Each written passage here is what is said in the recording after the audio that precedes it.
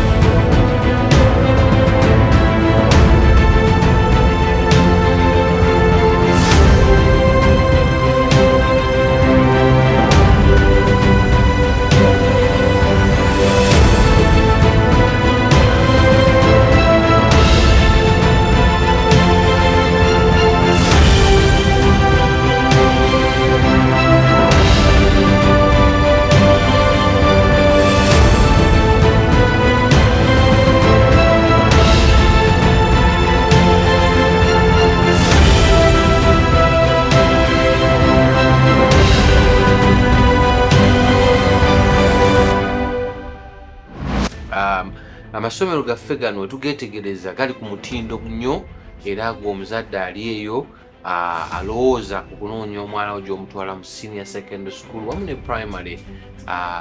Tuli ba mulembe nnyo era tusobola bulungi okuwa service ze wandyetaaze. Tweyanziza nnyo, tweyanzeke.